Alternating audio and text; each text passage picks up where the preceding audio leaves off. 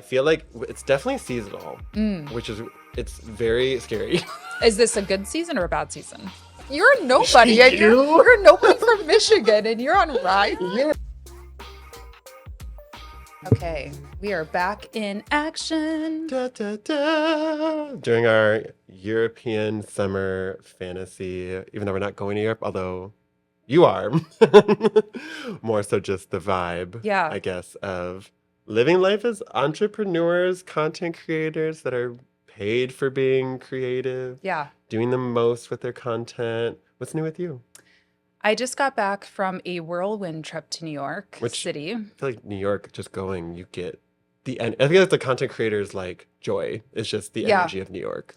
I used to hate New York, honestly. For like the first 3 or 4 times I went there, I didn't get it. I was like, I hate it. It's dirty. People are all in a bad mood here. Everyone's doing their own thing in the big cities. Yeah. I feel like it's hard to like tap into that sometimes. Yeah. But then like I think this was maybe like my 10th time in New York, and I feel like maybe around time 4 or 5 I started to really get it. Like get the energy and was like, okay, I feel really inspired every time I leave here. And I feel like it's the place in the world where anything's possible. Yeah. Like I bought art from a guy on the side of the street. You wake up that day, you can be whatever you want. Yeah. To be. You can be the person that loves art all of a sudden and Yeah. is buying it up. Yeah. Or the person making it and just selling it on the street. Too. Like literally on the street of Soho, just being like, hey, I made this art. I was 18. I had just came out and we were walking around and like I was just so inspired by like the creativity, people living authentically. Yeah. That was huge for me. This one person literally I think was wearing a trash bag as a crop top. Ooh. But the way it was styled, I said, that's fashion. So look. But again, content creator's dream Yeah. is like seeing just like creative different things everywhere, Mm-hmm. which I feel like is more so. Is that what you would say is like what tapped in for you, I guess? Yeah, I think so. I think exactly that. People just being themselves. Like nothing is weird in New York. Like I'll be like wearing the weirdest outfit. I'm like, no one's even gonna look at me, and they don't. Like people just, it's like not weird at all. Like you just said, trash bag, crop top. Anything. I think it's so funny because like when I had just gone to Europe and you're in the big cities and I was wearing just like things I'd never wear before. Yeah. Never have worn. And then all of a sudden I come back here and I do feel like a little bit weirder. Yes, people look at you. In Michigan. Yeah. Michigan's not like the fashion capital of the world. Yeah. So I feel like, people give you stares. I'm already 6'6". Yeah. I'm like, I don't want more stares. I know. Yeah. But yeah, what did you get into? Like, So I went for 2 reasons. One of my longtime students, clients, and friends, her name's Elena. She is from Luxembourg, which is a very small town in Europe, or small country, not town, sorry, country in Europe. And she was going to be on vacation. She was going to New York. And I was like, okay, this is probably like the only, well, I don't want to say that, but probably one of the rare opportunities for us to meet yeah, I face mean, to you're meeting face. like across the world, essentially. Yeah. And New York's only an hour-long flight from here. So I was like, I'll go for that. And then YouTube has these events. They're called YouTube Shop Social Summits. And I also got invited to that, which was like 2 days before Elena was going to be there. So I was like, I'll just go a few days early, go to this YouTube event. And then I also did like a little friend kind of early birthday trip as well. So I packed a lot in. But I wanted to talk to you about the YouTube Shop Social. Yeah, it was just a day thing about YouTube Shop. Yeah. Okay. So they do them regularly. So if you're a YouTuber, definitely watch your email, I guess is how they send them to you. They I send usually these get all invites. even like as like a smaller creator, I feel like I get You a do? lot of like invites or webinar invites Yeah. and things like that for like learning opportunities from Yes. YouTube. Cool. Yeah, so I know they do them in New York and LA as well. And it was really cool. It was at the Google headquarters, which was fun to be able to like go to and see. Every Google office is great. Yes. I know you and I went to the Detroit one a long time ago. The New And we York. got to go to the Washington, D.C. one. Oh yeah, that's true. So That's true. let's check them all off. We're just Googlers. But the New York one was crazy. Like it was That's so got to be the cool. world like headquarter one. Yeah, I mean, their probably. headquarters already isn't there, but their biggest office Yeah. is probably there. Yeah. But yeah, so it was like a day long, it was just like a learning, like workshop type of thing. And honestly, there was so much about YouTube shopping that I didn't even know about. So for anyone, and I don't know how much you know about it, but for anyone Just no TikTok shop. okay, it's very similar. Yeah. Like basically if you have it enabled in your monetization settings, so obviously you have to be monetized on YouTube. So our channel can't do it, unfortunately. Subscribe and like Yet, and comment and share, subscribe, please. comment, and share if you would Um, love to have us have that capability. yes. But like if we were like, oh, talking about these microphones, we could Yeah. tag these microphones and it's an affiliate thing basically. So we would get a percentage, just every store has a different commission split. Yeah. Yeah, usually they like show up in like the side of the video and Yep. along the bottom, Yep. right? Yeah. Yep. Yeah, so it was cool. I learned a lot about it. Like I didn't know. Do you have it turned on your personal channel? No. Okay. Mm-mm. I don't So, think I can yet. I think oh, I'm really? like, they keep moving the bar. Jeez. I'm a quick vent about like Yeah. YouTube content creator like monetization. Not that I need YouTube to even monetize, but it is like the one that, as we talked about, of all the platforms that like doesn't ding your views Yeah. for like monetization. Like it understands that that is the partnership. Yeah. But I feel like since, I mean, granted, it follows my investment into YouTube Yeah. appropriately, but it does keep moving the bar a little Right. bit as to what constitutes someone being able to monetize. That's annoying. So I keep like the bar keeps sliding a little bit with my subscriber amount Yeah. slash my view amount slash things like that. So Yeah. I have no shopping or monetization yet. Well, that's annoying. Sorry. But you do have shopping I do. and monetization both Yes. set up. But do you use Shop a lot? No. Okay, so there. So I left this event feeling quite inspired, honestly. Number one, if you go in there, you go into like monetization, shopping, there's all these offers. I didn't even know about that. So check that, like make that a part of kind of your offers? routine. I don't know how often they get updated, but I would say like probably for me, I'll check it every month. Number one, you'll see what commissions, because the commissions change. So like, for example, they were saying at this event, Fenty Beauty, you know, Yeah. Rihanna's makeup line, they were doing 50% commission. Oh, so that's the offers. It's like, hey, use these specific products Yes. in your video. Yeah. And then increased commission. Yeah. But like happens. 50% commission is wild. wild. Like if I Yeah. would have known that, I would be. For an $8 lip gloss, that's $4 commission. Like, Yeah. I'm like, are they making money? I know. I'm like, how does that now even work? now I'm concerned about the quality. Yeah. Right. I'm like, wait, 50%. But then they also have, so I went in there in my hotel room afterwards, I clicked on it and there were all these offers to like request products, which was kind of interesting because the client that I used to work with, Octoly, that's basically what they did. They like facilitated free product Yeah, that is part of samples. influencer like Yeah. connections. Yeah, definitely a campaign Yeah. strategy. So it's not like a paid thing, but it's No, but it's like you get the commission. yeah. Yeah. Well, you get the product too. Oh, Like and the they'll send product, you the yeah. product if you get accepted for it. I haven't gotten it. I just did this a couple days ago, so Mm-hmm. I don't know if I'll get accepted for any. But and some of the things are big, like they were like I mean, cookware and expensive. Like you said with these Stuff. microphones, for anybody in like the tech space, Yeah. I feel like that's where like affiliate marketing could be Yeah. so, and YouTube Shop or TikTok Shop, the whole thing could be so successful because Yeah. it's like $700 things Yes. that people do need, Yes. that are required, and for certain setups, and then you get what, probably like 20% on that. Yeah, it depends. It can be anywhere from like 5% to apparently 50%. So yeah, it just depends.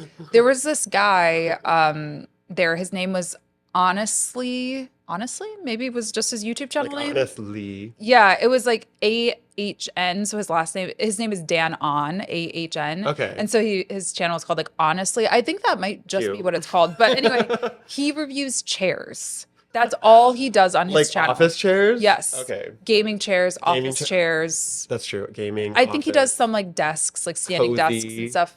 Yeah. And this man was saying he doesn't even have 100,000 subscribers on YouTube. Yeah. He made $1 million last year. At I have least. to leave. Yeah. Let's go start our chair account. This is now a chair quit. testing. Goodbye. These are great. Yeah. All of a sudden, Yeah. people start seeing the shopping thing underneath. the Right. video. Yeah. Like, these chairs happen to be great. Yeah, and he was explaining it was. I wish I would have brought my notebook here because I took so many notes. But Yeah. one of the things he said is like, because they had two different examples. There was another woman who I forgot her name. I'll put it on the screen because I don't want to be rude and forget her. Her name is Melissa something. She was like the complete kind of opposite end of the spectrum. She has like a 4.5 million on YouTube, and she didn't say exactly how much she made, but I'm assuming she makes like a good amount if she was asked to speak there. Yeah. So she, obviously has the volume game where she can also leverage brand deals Yeah. and AdSense revenue, things like that. He's smaller And so he's mostly banking on commission. He was like, brand deals for me, they always offer me garbage rates Yeah. because I don't get like Well, and viral it's an views. interesting niche, like Yes. chairs. Like I can't imagine the company that would work. But I want to say something really quick Yeah. too about content creator. I heard that. I'm sure a lot of people listening would hear that and be like, "Oh my gosh, like chairs, come on, like Yeah. I can do that." But then if you think about the logistics of it starting off, Yeah. do you have to buy the chairs? Yeah. Or do you have to record in like a furniture store? Yep. Or an office chair? Do you have to work with an office company and review their chair? Like Yeah. there actually is a lot. When I was thinking about it Yeah. for a second, I was like, it's probably a lot to go into starting that type of channel. But then once you get going, you're kind of golden because then Yeah. people probably just send you a chair. Yes, exactly. Yeah, I mean, he said his channel really started, or he was originally doing electronics content, but he said that niche is so saturated Yeah, it's a lot. that even though he said he was growing a lot, like that's how he grew most of his subscriber Mm-hmm. base, but he wasn't really able to stand out or make money from it. And then he reviewed, I think he said it was like one of his favorite Herman Miller chairs, which if you're familiar with, they're very expensive Yeah. chairs. I think they're like $1,500 or something. And it probably popped off. Yeah, and it did super well.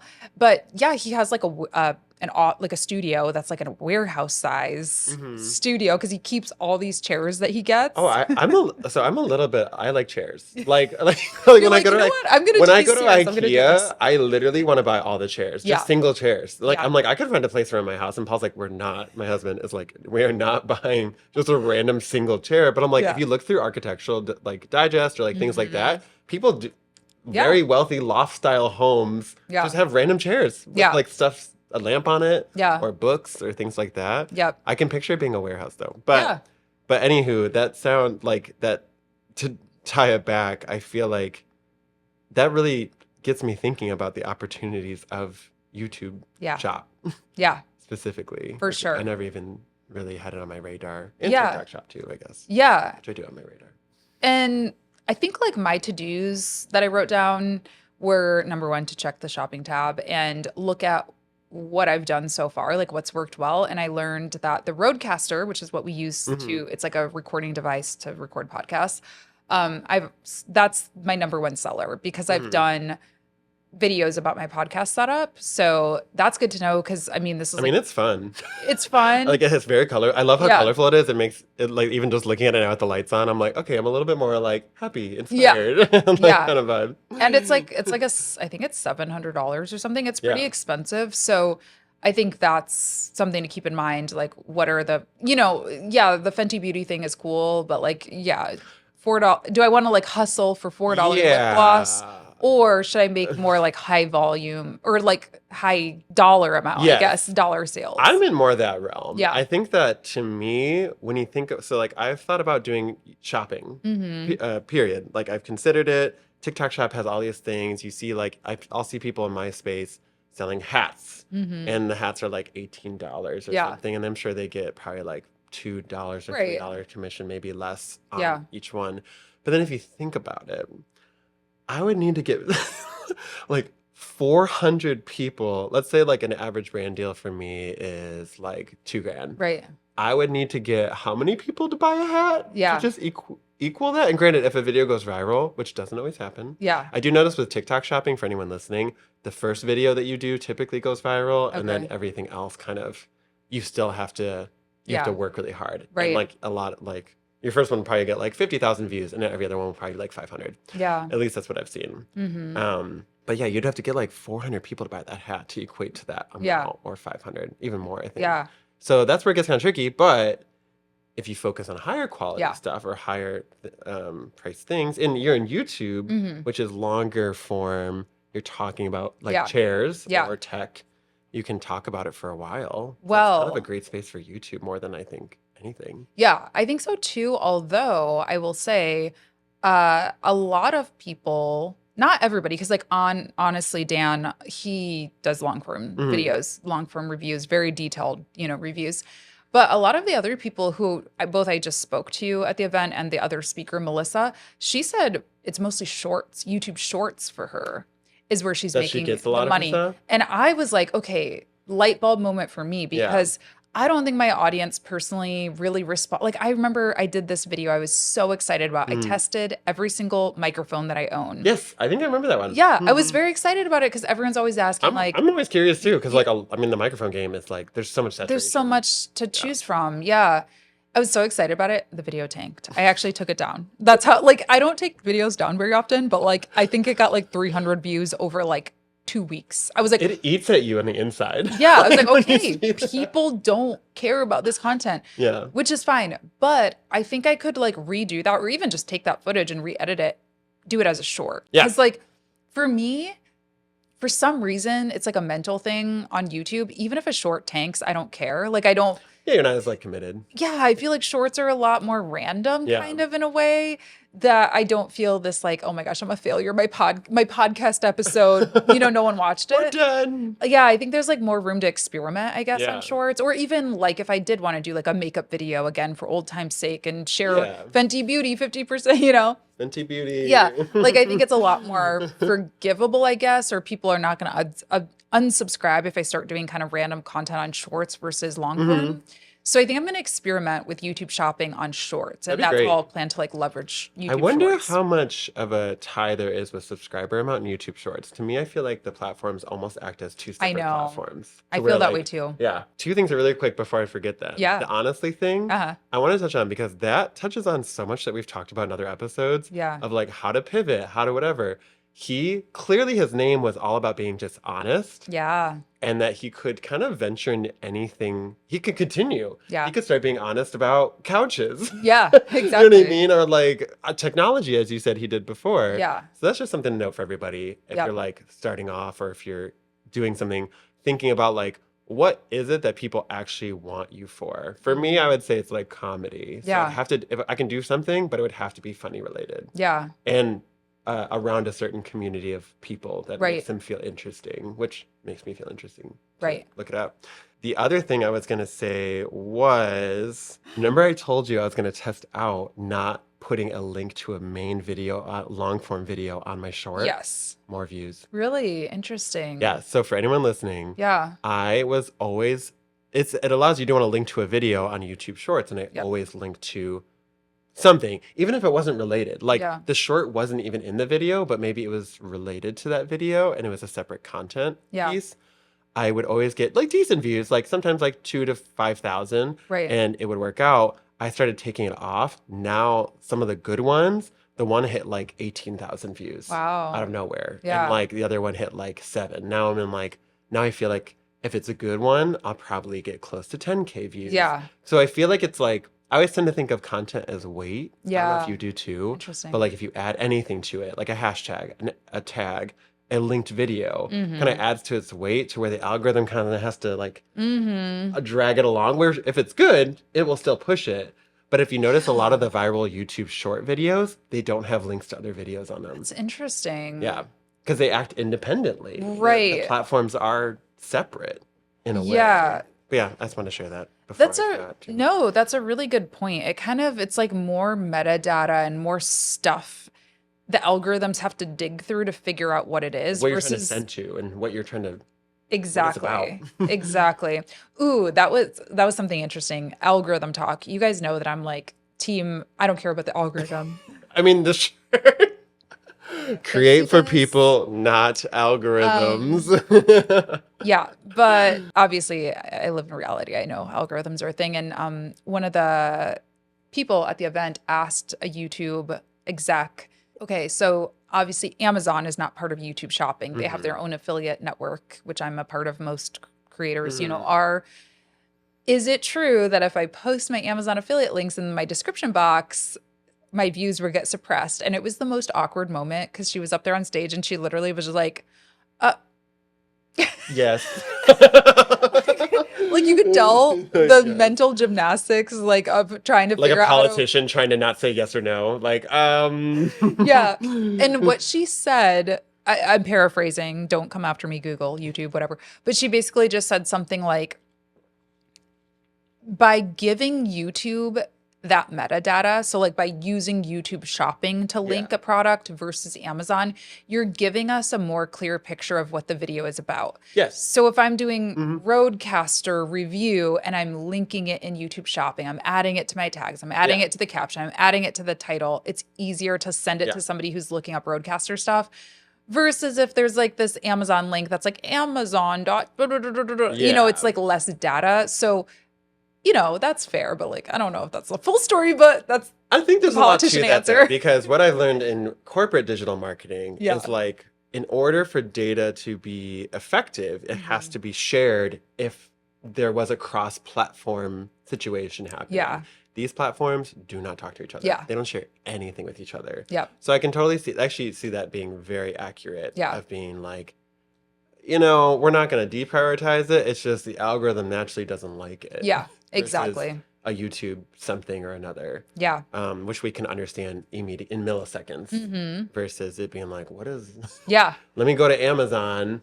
And then, I mean, the way you can even think about it is like when you click, I don't know if you've experienced this, when I go to Amazon app, it opens perfectly. When I go to Amazon.com via Safari, it's terrible user interface. Yep. It's so annoying. I can't connect it's very annoying. Yeah. Versus you open the app and it's great. Yep. Like, think about your contentless app of like, do you want the algorithm having to open up Safari and then look at whatever that is, or just open up its own app and understand things?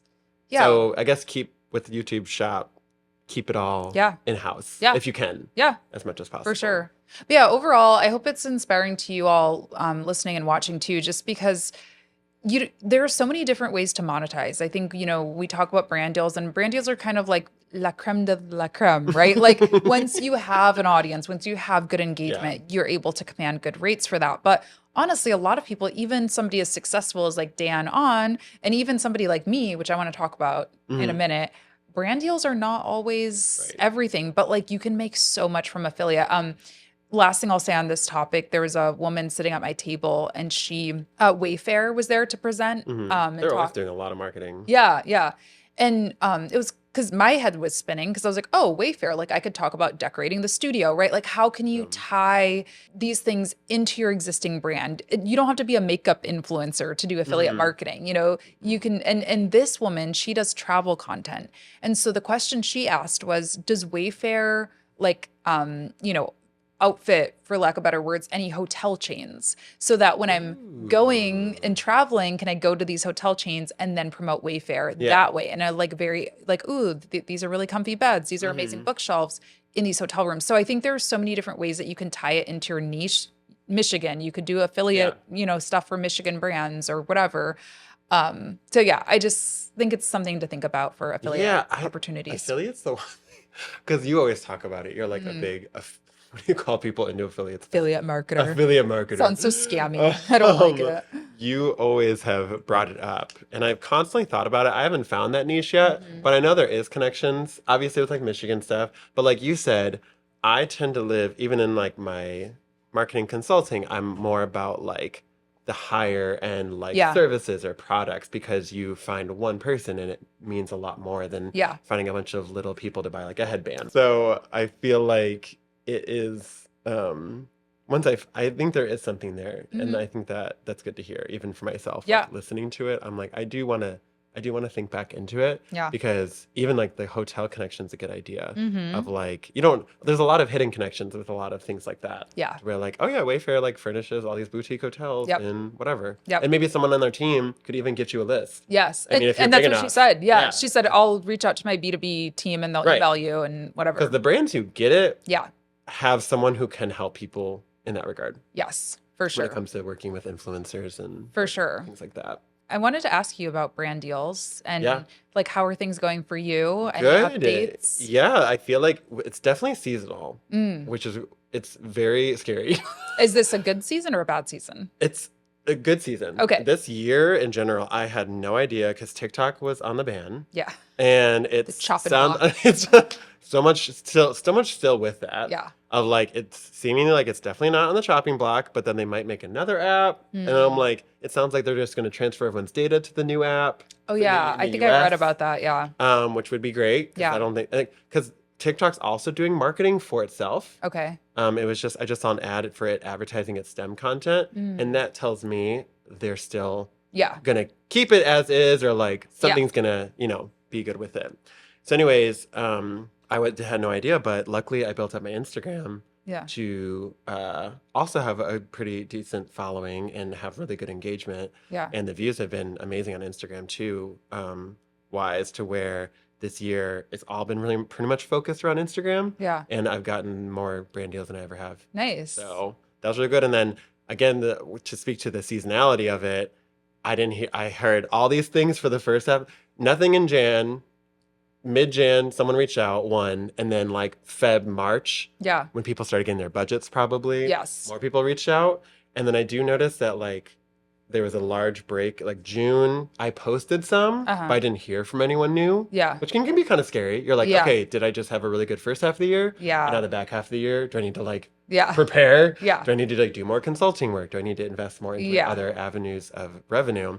But then after first half a year, I was like, okay, let's see what happens with like the first couple of weeks of July. And now I have like two that have reached out that are seemingly like good ones that we're going to work out. Yeah. We'll see. Yeah. I'm always like, where's some wood? I'm always like big on it, but I'm really excited if they both do. Yeah. So it's seeming like the back half of the year might be just as good as the front half. Good. But I think that's a huge testament. And I talk to other people who rely more on brand deals of the seasonality can be scary because you might think like, you are being forgotten, but just know that like just keep making content because then you'll be put on those different decks for choosing influencers. And even like this one, I could tell they spent a lot of time deciding to use me because the idea that was being talked about I felt very me, right? So I'm like, okay, maybe they put a lot of work into choosing me, and that's why it took maybe a little bit more time before I heard anything. Because there's a lot of conversations happening, but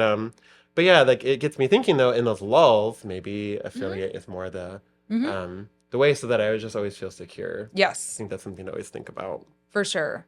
Yeah, I definitely agree to the seasonality point. It's so interesting because I feel like mine was like wait, what quarter are we in? We're in three, right? Q3, yeah.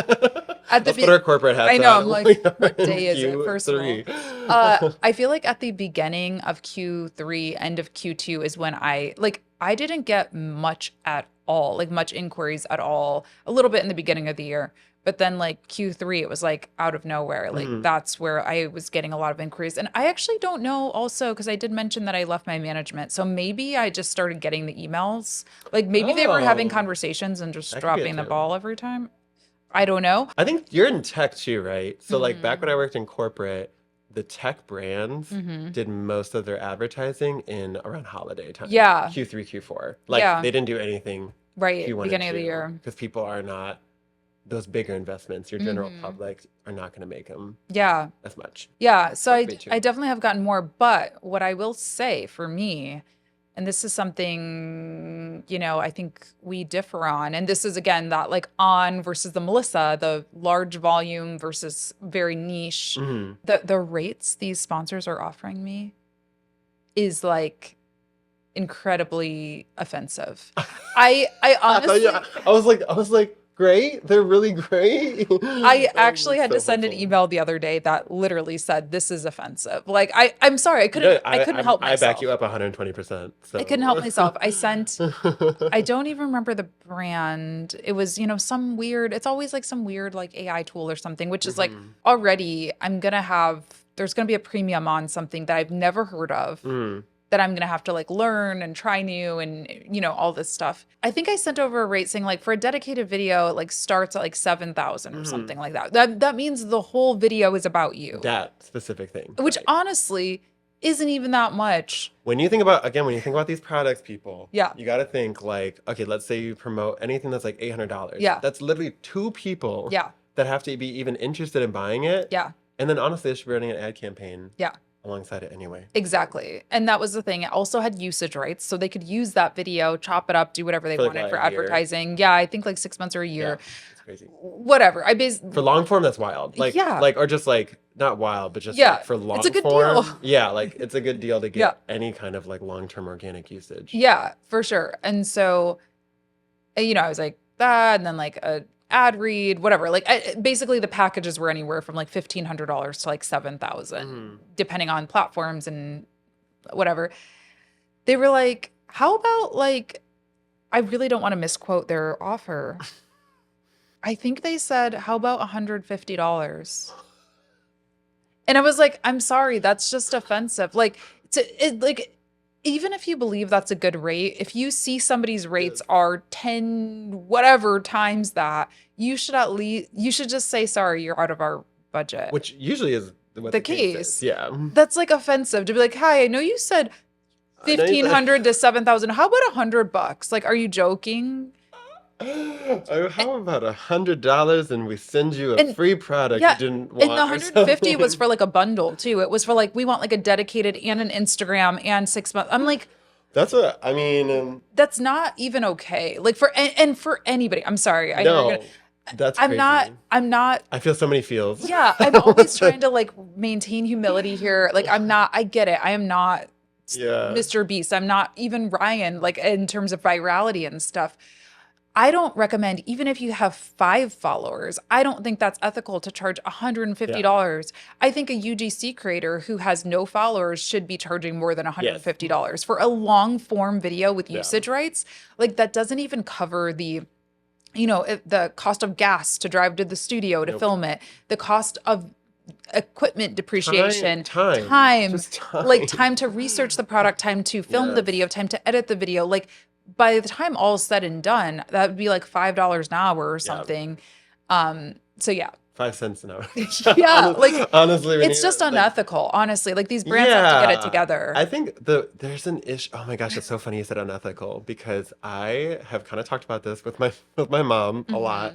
Is that marketing has no ethics. My husband is a social worker. There's a code of ethics that everybody has to follow. Yeah. Otherwise, you lose your license or what have you. Yeah. I want to be a proponent of that for marketing. Yeah. Because there is so much unethical things going on. And granted, like I know it's not even like that crazy. It's not like the like hurting anyone per se. But if you think about it in the scheme of things, you are making people think that their worth is something that it's not. Yeah. That's why I thought about getting into the talent space. Yeah. Because I'm like, I am done with brands not treating people properly. Yeah.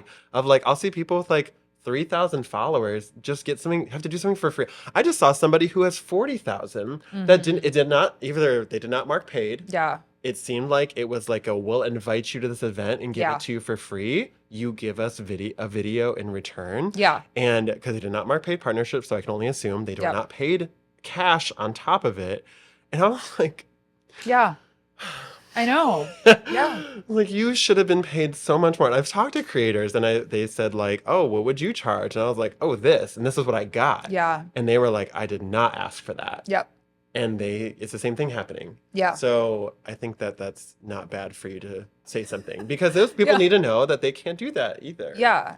And like, especially if you approach them and said an amount that you're used to getting. Yeah. I know. Doesn't make any sense. And yeah, I think that's exactly why like open conversations among friends, among Other like creators. that's what we're trying to do here is so important because it does take us all because it drives me crazy because somebody's going to say yes to that. Yeah. Maybe they don't have 200,000 subscribers, but even if they have 5,000 and they're saying yes to $150, that's teaching them, all right, that's what people will do it for. Right. And that becomes the accepted norm. We all have to like do better. Yeah. And I get it. Like, if you're desperate and you don't have anything, and like, I'm not trying to tell you what to do if you need to pay your rent tomorrow. Sure, pay but rent. Like, if you have any wiggle room, please try to like elevate the standard for us all. Right. And we're not even saying no. Yeah. Just like really be like, hey, do you have a budget? The easiest question, do you have a budget for that? Yeah. Is that the easiest, nicest way to just approach it or additional budget for that specifically? For sure. If they invite you to like an event. Yep. And if they don't, they don't. And you can decide for yourself. Yeah. If that's the thing. But always just ask. Yeah. You gotta ask. Yeah.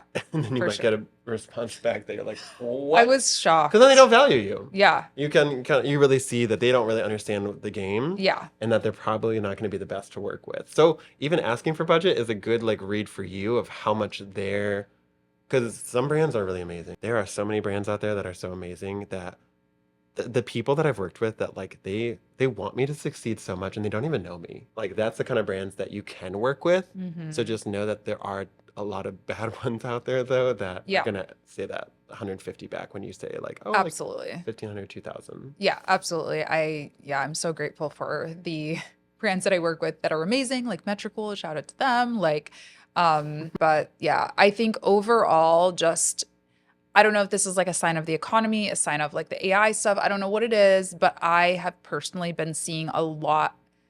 The money is tighter, and at least in my niche. Like a year or two ago, brands were like, "Oh yeah, $5,000, $7,000. Here you go." Sure. Now they're like, really, how's 800? How's 150? Yeah. Like how's $50 for 3 videos? Like this is an actual thing that I saw. Yeah. And so it's just, you know, a word of caution and a word of like diversify. Again, I'm gonna look more into like the affiliate stuff again, and keep my options open. Yeah. I think that something else I guess I thought of with that maybe is a good like final send off too Hmm. is in the world of AI, in the world of like brands reaching out to you and like not really knowing your worth, just making sure that you are authentically you. Yeah. You're building your own brand. You're honest, like that guy, Yeah. about chairs. Yeah. Because just being honest about your opinions, who you are, being authentically you, AI can't recreate that. Hmm. I mean, I guess one could say it could, but it Yeah. really can't. It can't be you as a brand. Yeah. You exactly as a brand cannot be copied. Yeah. So just know that Yeah. authenticity is kind of what's always gonna, I think, drive home. And Yeah. knowing your worth, Yeah. as we always say, tons of times. Can't say it enough Yeah. because it's so true. Yeah. I wanted to bring up one other topic Oh, that I yes. feel like only you would really appreciate or understand. I don't know where else I would talk about this, to be honest. I thought we always have the conversations of like, hey, I know Yeah. you're going to be really happy for me with this very nerdy Yeah. content success Yeah. I had. Well, so it's kind of from a branding perspective, Yeah. I wanted to bring it up. So, do you know what Raya is? I've heard, oh, it's the app for rich, for like famous people, the dating app. Okay, so Did you get invited to join? I am officially on Raya. Oh my, wait, that's actually a big deal, I feel. I know. That's a big deal. But I wanted okay, I'm not trying to humble brag with it. Maybe a little. Oh, But like you maybe should. a little. But so I like applied for it in January. I was seeing somebody and we like went on a break and he specifically was like, "I want you to date other people to make sure you actually like me." And I was like, "Fine." So Yeah. I've never done dating apps. Like I got married before dating apps were really Yeah. a thing, blah blah blah. So everyone, my therapist actually was like, "You should be on Raya." I was like, "Okay." So I signed up. And I wasn't famous enough. It put me on the wait list. Okay. Because there's like a referral system. I had one person in my contacts who apparently is on Raya, so I added him Oh. as a.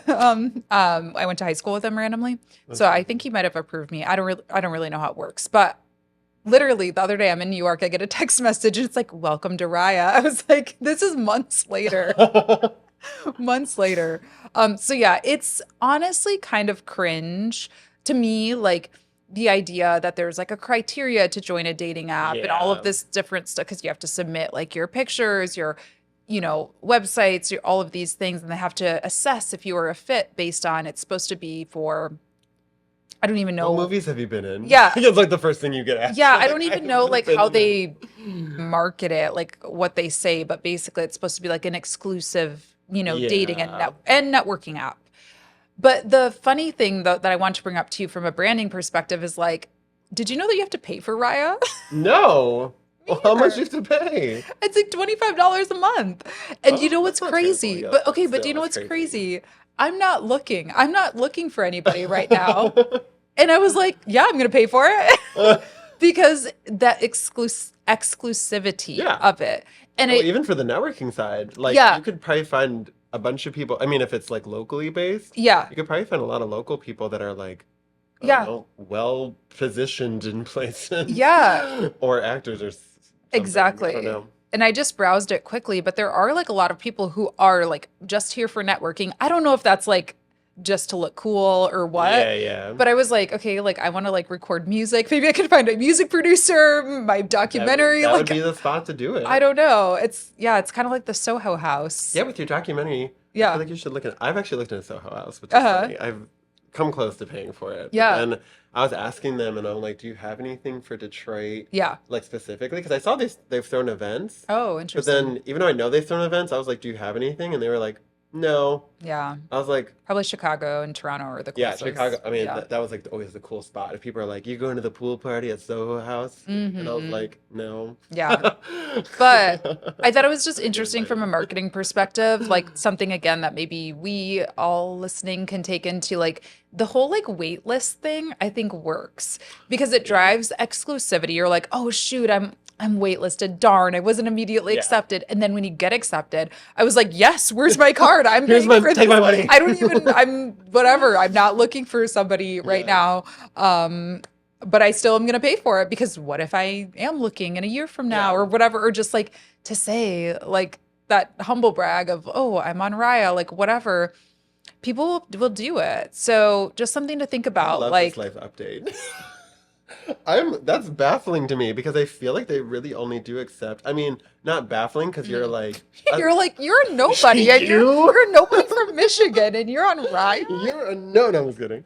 But just like I thought they really only took like people that have been like on talk shows. You know what I'm saying? I Like think it's gotten less major. exclusive. Which they should, because I Yeah. mean, like, it really, I think that's a huge benefit to, like, obviously, like, you're someone who's shooting a documentary, has this large YouTube following, is a successful person in business. Like, that should be somebody. Granted, I'm always big on, like, marrying for love and not really, like, 100%. caring Me about too. that kind of. But at the same time, somebody, I think there's a TikTok about it. They said, so there's a bunch of events that, like, rich people go to. Yeah. And if I've looked into one before, and Uh-huh. it costs like $1,000 for, like, a Wow. general admission ticket. Yeah. But somebody said, like, why not go to this event and marry for love? Yeah. Like, pay the 1,000, Yeah. be in the space that these rich people are, Yeah. and then marry, and then find someone you actually like. Yeah. You know what I mean? Like it is a possibility Yeah. to find somebody that is on a similar Yeah. field than you, Yeah. Yeah. It is. It is and possible. probably would have similar interests. Yeah. I mean, I have to say, I'm not interested in any man on Raya that I've seen. No. Like, that's not my vibe. People don't understand it. It's the Maybe opposite it's, attractions. I don't know about you finding another like power player. You Yeah. know what I mean? Like person. I don't know how that would go. yeah, maybe it's a sign of low self-esteem on my end. I don't really know what it is, but I just want like the most normal man ever, like the most normal gator guy, the most normal, like, like that's what I want. Like, I want a guy who wears Crocs and shorts and like, whatever.